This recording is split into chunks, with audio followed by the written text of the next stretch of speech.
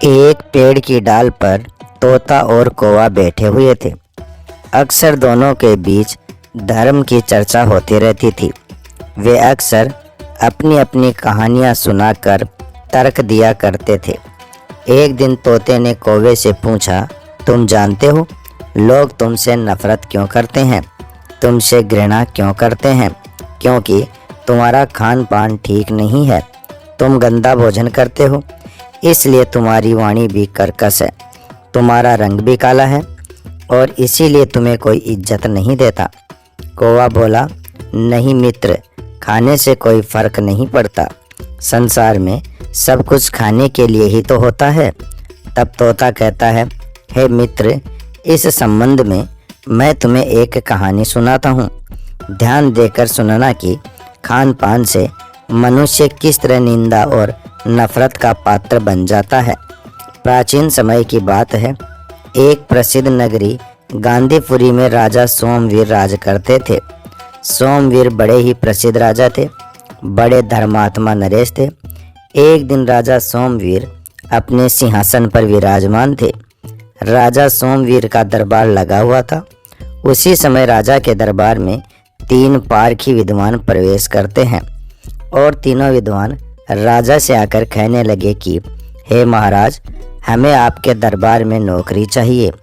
राजा कहने लगे कि विद्वानों, आपका मेरे दरबार में स्वागत है, परंतु मुझे यह बताइए कि आप क्या कर सकते हैं। हम आपको अपने यहाँ नौकरी तो देंगे, परंतु आप किस तरीके का काम करेंगे? तो पहला विद्वान कहने लगा कि महाराज, मैं स्थानों की परख करने में माहिर हूँ। मैं किसी भी स्थान के बारे में बता सकता हूँ कि वह स्थान हमारे रहने के योग्य है या नहीं है। राजा कहने लगे, ठीक है, पहले हम आपके गुण की परीक्षा करेंगे।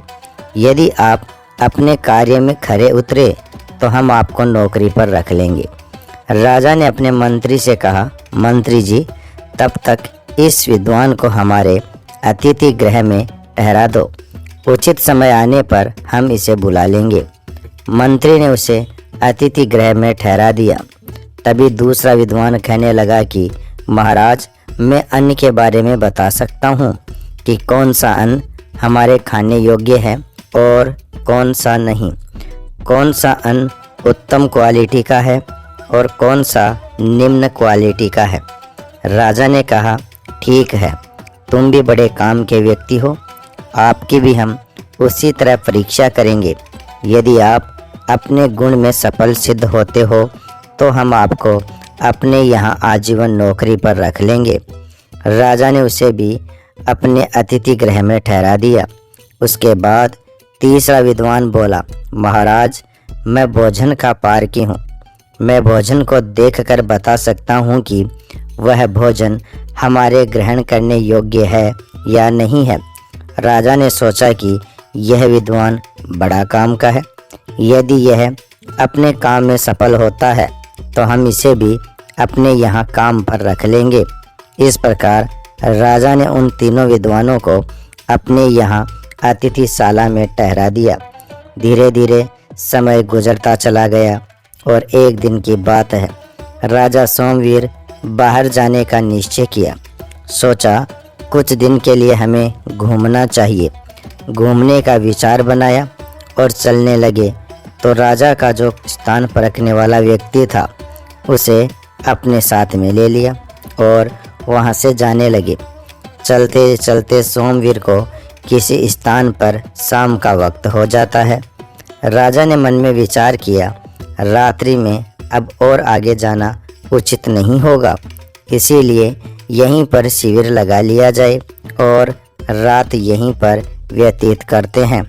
सवेरा होगा तो आगे को प्रस्थान करेंगे। वह व्यक्ति बोला, महाराज, जैसी आपकी इच्छा, आप जहाँ ठहरना चाहे मैं भी आपके साथ वहीं रुक जाऊंगा। तब राजा ने देखा कि वहीं पास में एक बड़ा सुंदर गांव था। उस गांव से बाहर एक बहुत शानदार झोंपड़ी बनी हुई थी। प्राचीन समय में झोंपड़ियाँ ही ज़्यादा होती थी। उस झोंपड़ी के बाहर 4 चारपाइयाँ बिछी हुई थी। राजा ने देखा कि वहाँ चारपाइयाँ तो 4 बिछी हुई है पर वहाँ किसी व्यक्ति का निवास स्थान मालूम नहीं पड़ रहा था। वहीं पास में ही एक भगवान शिव का बड़ा सुंदर सा मंदिर बना हुआ था। राजा यह देखकर आश्चर्य में पड़ गया कि ना तो मंदिर में कोई पुजारी था और ना ही उन चारपाइयों पर बैठने वाला व्यक्ति। फिर सोचा, चलो कोई बात नहीं, हमें क्या मतलब, हमें रात बितानी है। फिर राजा ने अपने उस विद्वान से कहा कि आज हम इसी आश्रम में रुकेंगे, क्योंकि गांव में अगर हम किसी के पास रुकेंगे तो हो सकता है कि किसी के पास हमारे सोने की व्यवस्था हो या ना हो। हमें अपने ही दिमाग से निर्णय करके दूसरे की परिस्थिति को मापना चाहिए। यह हम सब के लिए सीखने वाली बात है। अगर आप अपने किसी मित्र या जान पहचान वाले या रिश्तेदार के घर जाना चाहते हैं तो एक बार उसके घर की स्थिति पर ज़रूर विचार कर लेना चाहिए। कई बार क्या होता है कि हम बिना विचार किए अपने साथ अपनी फौज को लेकर अपने किसी परिचित के घर पहुंच जाते हैं। उसके पास जो जैसा होता है उससे वह आपका स्वागत सत्कार तो करता है, पर कई बार उसे बड़ी शर्मिंदगी भी उठानी पड़ती है। इसीलिए कहीं जाने से पहले उसके घर की स्थिति को सोच समझ कर ही जाना चाहिए। राजा की बात सुनकर वह व्यक्ति कहने लगा, ठीक है महाराज, जैसी आपकी इच्छा, हम यहीं ठहर जाते हैं। राजा और विद्वान उस पवित्र आश्रम पर जो मंदिर था उस मंदिर में ठहर गए। राजा और वह पार की विद्वान अपनी अपनी चारपाई पर लेट जाते हैं। रात में महाराज सोमवीर को एक सपना आता है। सपने में उन्होंने देखा कि राजा सोमवीर अपनी ही माता की हत्या कर रहे हैं। ऐसा भयानक सपना देखकर राजा की नींद टूट जाती है। राजा सोमवीर चारपाई पर उठकर बैठ जाते हैं। उनके चेहरे पर पसीना था। वे बड़े घबराए हुए थे और घबराए हुए स्वर में वे अपने उसी विद्वान को जगाते हैं और उसे कहते हैं, हे विद्वान, हमें इसी समय रात्रि में घर चलना चाहिए। हो सकता है राजमाता पर कोई बड़ा संकट आया हो। तो वह पार की व्यक्ति कहने लगा, महाराज शांत हो जाइए, हमें घर चलने की कोई आवश्यकता नहीं है, क्योंकि जो आप सोच रहे हैं वह मैं पहले ही जानता हूँ। राजा कहने लगे, आप जानते हैं? आप क्या जानते हैं? वह पार की विद्वान बोला, राजन, आपने जो स्वप्न देखा है वह इस स्थान का प्रभाव है। आपकी माता पर कोई संकट नहीं है। देखने में तो यहाँ भगवान शिव का मंदिर है, परंतु हे महाराज, इस मंदिर परिसर में रहने वाले पुजारी ने अपनी माता की हत्या कर दी थी, इसलिए आपको ऐसा सपना दिखाई दिया। यह सुनकर राजा को बड़ा आश्चर्य हुआ। राजा कहने लगा, स्थान का प्रभाव, यह कैसे हो सकता है? तब राजा उस पार की विद्वान की बात का परीक्षण करने के लिए सुबह होते ही गांव के व्यक्तियों को बुलाता है। गांव के व्यक्तियों से राजा कहने लगे, हे गांव वालों, यह इतना पवित्र पावन स्थान है, परंतु यहाँ हमें कोई भी पुजारी या कोई आचार्य दिखाई नहीं देता है। यहाँ कोई रसोई घर भी दिखाई नहीं पड़ता है। जब भगवान शंकर का मंदिर बना हुआ है तो यहाँ किसी न किसी पुजारी को रहना चाहिए। राजा के पूछने पर गांव के लोगों ने बताया, महाराज, इस मंदिर पर पहले एक पुजारी रहता था। एक दिन पुजारी ने किसी बात पर क्रोध के आवेश में अपनी माता की हत्या कर दी थी। उसी पाप दोष के कारण राजन, यह स्थान अपवित्र हो गया है। लोग इस स्थान के दर्शन करने भी नहीं आते हैं। राजा ने जब यह बात सुनी तो अपने साथ आए स्थान की परख करने वाले विद्वान को राजा ने बहुत शाबाशी दी। राजा कहने लगे, स्थान परखने वाले विद्वान, तुम वाकई में बहुत योग्य हो। अब मैं तुम्हें अपने यहाँ नौकरी पर रखता हूँ। राजा उस विद्वान को साथ लेकर अपनी राजधानी लौट आते हैं।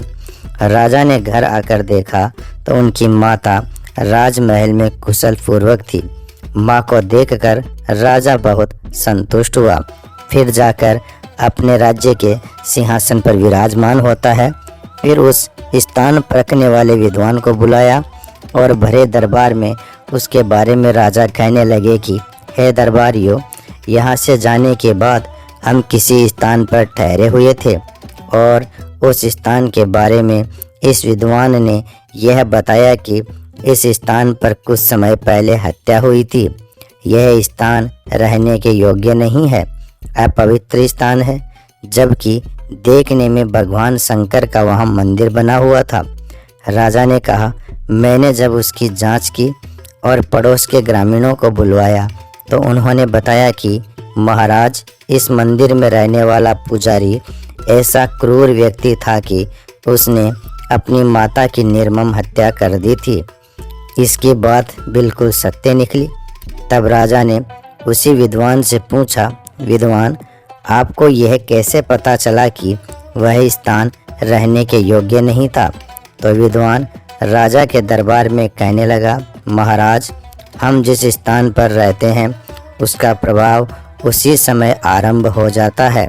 महाराज, आप गंगा स्नान को जाएंगे तो आपके मन में अच्छे विचार आएंगे, पर जब आप शमशान घाट में जाएंगे तो वहाँ कुछ अलग विचार आएंगे।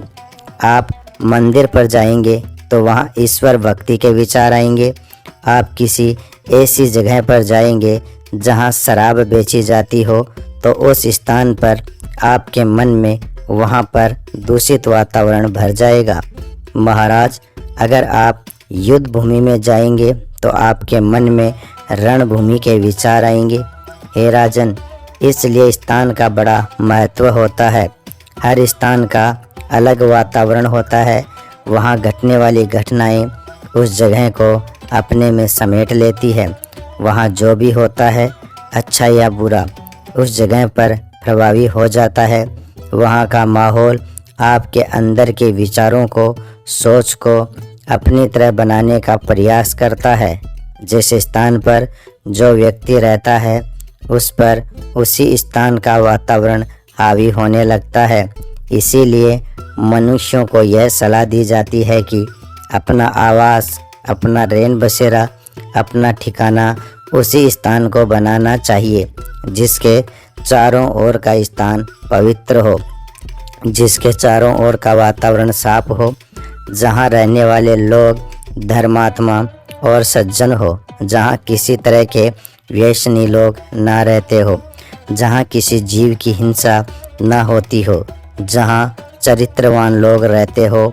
उस जगह का पुराना इतिहास भी लोगों से मालूम कर लेना चाहिए, क्योंकि आप जहाँ रहते हैं और आपके बच्चे वैसे ही बन जाते हैं।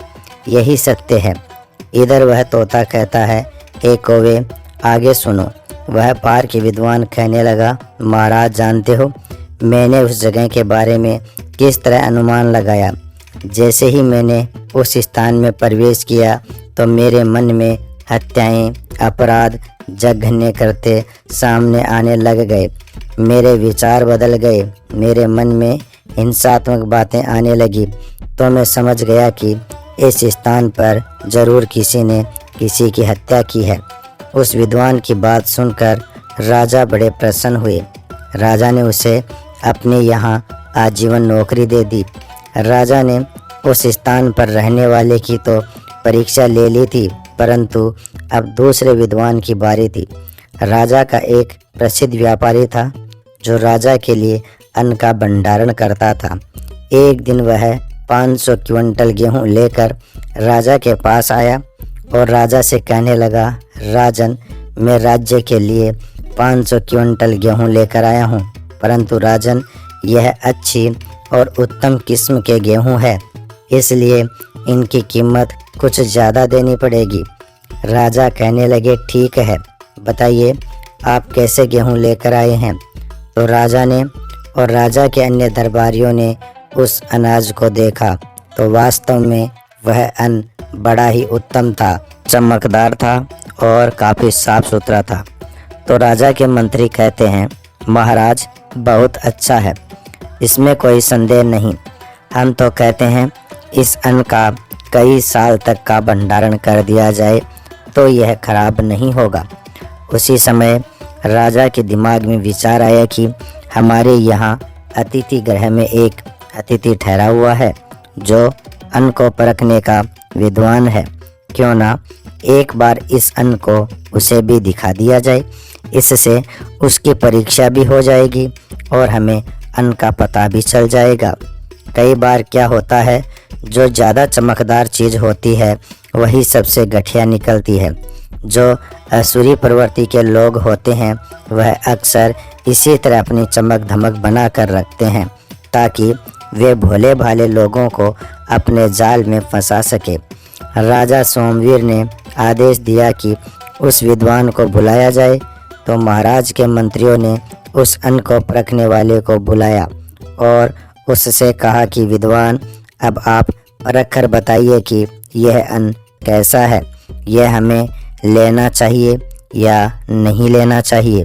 उस अन्न परखने वाले ने उस अन्न को हाथ में लिया और हाथ में लेते ही राजा से कहने लगा, हे राजा, यह अन्न किसी चोर व्यक्ति द्वारा कमाया गया है, इसलिए यदि आप इस अन्न को लेंगे तो हमारे राज्य में, हमारी सेना में, हमारे अधिकारियों में और नौकरों में चोरी की भावना जागृत हो जाएगी।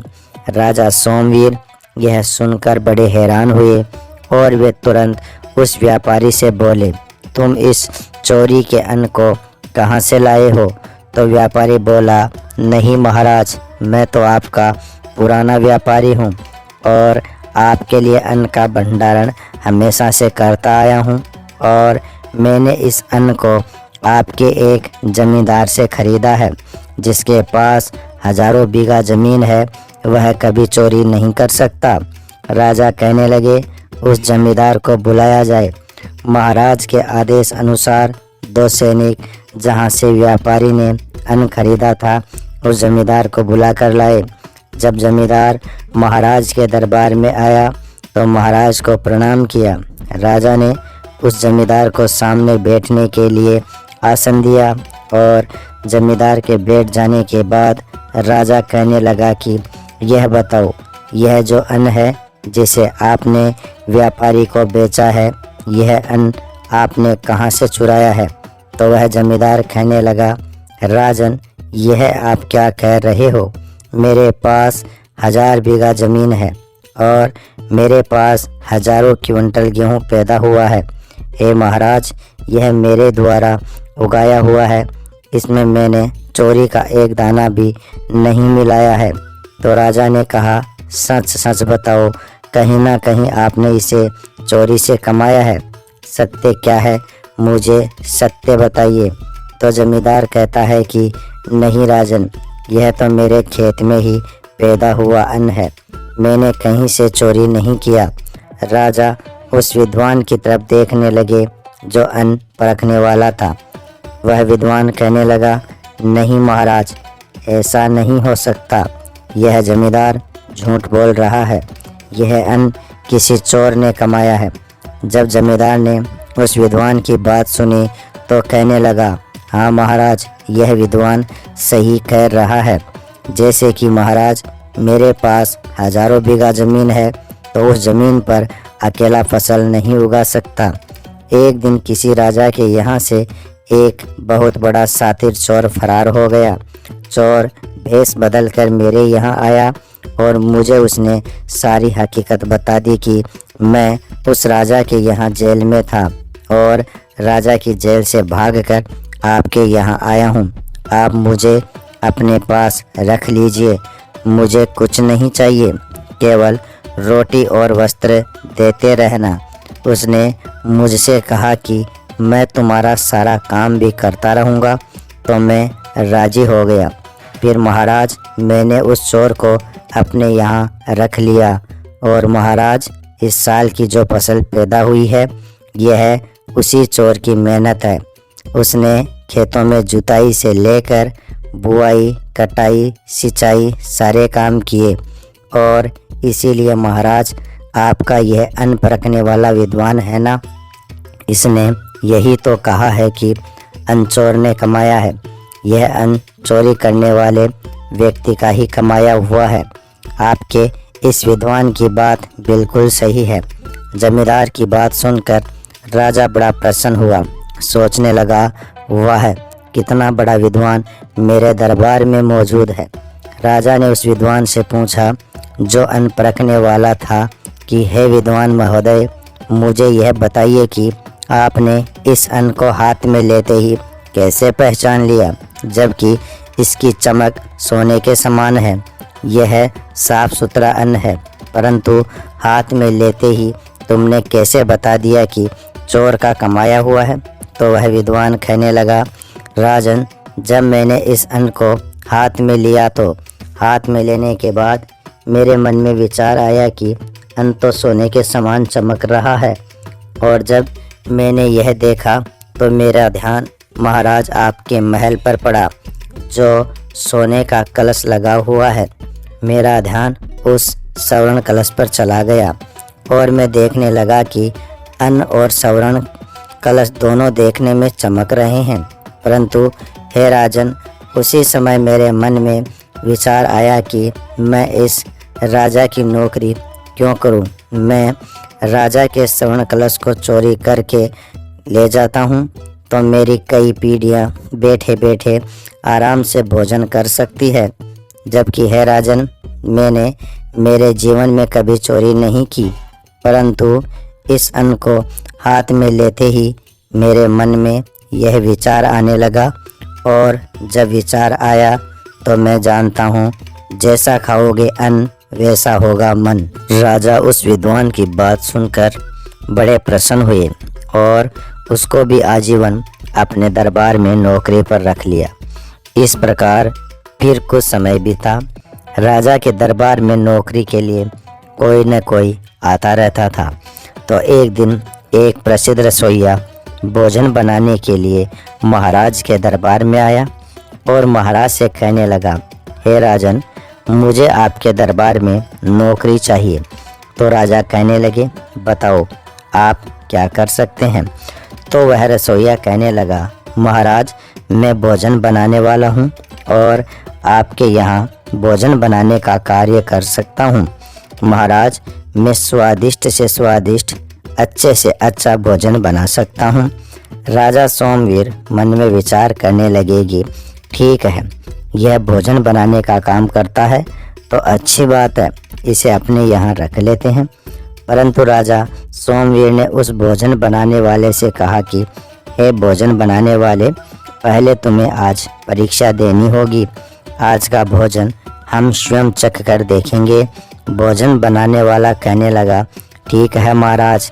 अब तो उस रसोइया को राजा ने अपने यहाँ नौकरी पर रख लिया और उसे कह दिया कि आज का भोजन हम स्वयं खाकर के देखेंगे, आप जाइए भोजन बनाइए।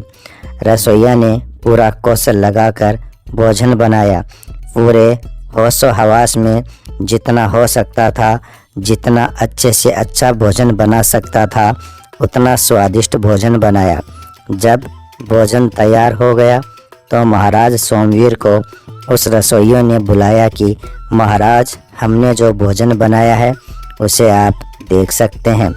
उस भोजन को परखने वाले के साथ राजा रसोई घर में गए। राजा ने जब भोजन को खाकर के देखा तो भोजन बड़ा स्वादिष्ट था, बहुत अच्छा भोजन बनाया था।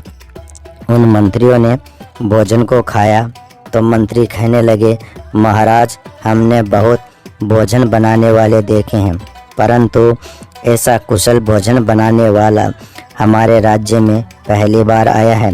हे महाराज, इसको अपने यहाँ नौकरी पर रख लेते हैं। तभी वह जो भोजन परखने वाला विद्वान था, राजा ने उससे कहा कि हे भोजन परखने वाले, आप बताएं यह भोजन बनाने वाला और यह बना हुआ भोजन कैसा है।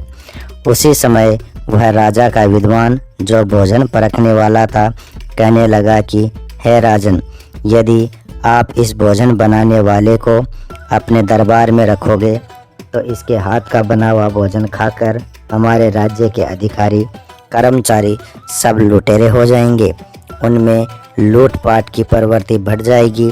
यह बात सुनकर राजा कहने लगा कि तुम क्या कह रहे हो।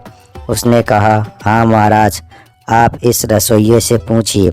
यह अवश्य ही लुटेरा है जो भोजन बनाने का काम करता है।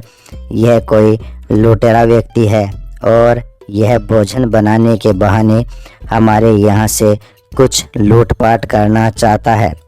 जब राजा ने यह बात सुनी तो उस रसोइया को अपने दरबार में बुलाया और उस भोजन बनाने वाले से महाराज कहने लगे कि हे विद्वान, वास्तव में तुम भोजन बनाने में कुशल हो। तुमने बहुत अच्छा भोजन बनाया है। तुम्हारे भोजन में बड़ा स्वाद है, परंतु तुम यह बताओ कि वास्तव में तुम पहले से रसोई का काम करते थे या फिर कुछ और करते थे। सच सच बताना, अन्यथा तुम जानते ही हो झूठ बोलने का परिणाम क्या हो सकता है। मैं तुम्हें ऐसी सज़ा दूंगा जो किसी लायक नहीं छोड़ूंगा। जब राजा ने थोड़े सख्त लहजे में पूछा तो रसोइया घबरा गया। दोनों हाथ जोड़कर कहने लगा, महाराज, मुझे क्षमा करना। रसोई बनाना यह मेरा कोई पुश्तैनी काम नहीं है। शुरू से मैं अब तक लोगों के यहाँ डकैती डालता था। मैंने ना जाने कितने व्यक्तियों को मारा है, कितनों के यहाँ डकैती डाली है और कितने राजाओं ने मुझे गिरफ्तारी के आदेश भी दिए हैं, परंतु मैं किसी के हाथ नहीं आया। जब मैं एक प्रसिद्ध लुटेरा बन गया तो लोग मुझसे डरने लगे। फिर मेरे मन में एक दिन विचार आया कि मुझे भोजन बनाने की कला बहुत अच्छी आती है। क्यों ना मैं किसी राजा के यहाँ रसोइया का काम करूं, और यदि मैं रसोइया का काम करूंगा और राजा के यहाँ रहूंगा तो मुझे फिर कोई पहचान नहीं पाएगा कि मैं रसोइया हूँ या लुटेरा हूँ। मैं आसानी से अपना काम कर सकता हूँ, परंतु अब मैं डकैती का कार्य नहीं करता हूँ। रसोइया की बात सुनकर राजा प्रसन्न हुआ। उसने तुरंत सबके सामने उस भोजन परखने वाले को सम्मानित किया और आजीवन उसे अपने यहाँ रख लिया। कहने लगे कि हे भोजन परखने वाले, मुझे यह बताओ कि तुमने इतनी कुशलता से कैसे जान लिया कि यह जो व्यक्ति भोजन बनाने वाला है इसका भोजन सही नहीं है। तो वह कहने लगा, हे महाराज, हमारे वेद पुराण शास्त्रों में भोजन के नियम लिखे हुए हैं। हे राजन, जब मैंने इसका भोजन ग्रहण करने की सोची तो उसी समय मेरे दिमाग में लूटपाट के प्रश्न आने लगे। मैं सोचने लगा कि महाराज के गले में स्वर्ण हार है। मुझे आपका हार दिखाई दे रहा था और मैं सोचने लगा, यदि राजा के गले में से मैं इस हार को छीन लूँ तो मेरा जीवन आनंद से कट जाएगा। इसीलिए हे महाराज, यदि रसोइया को आपने रखा तो आपके राज्य का संचालन खराब हो जाएगा। आपके अधिकारी, आपकी सेना के जवान लुटेरे हो जाएंगे। कहते हैं, मनुष्य का प्रथम होता है खान पान। यदि उसके अंदर शुद्ध और पवित्र बुद्धि से बनाया हुआ भोजन जाता है तो उसकी बुद्धि भी शुद्ध और पवित्र रहती है। दूषित भोजन या दुष्ट बुद्धि से बनाया हुआ भोजन खाने वाले की बुद्धि भी कलुषित कर देता है। सात्विक भोजन सात्विक विचार बनाता है।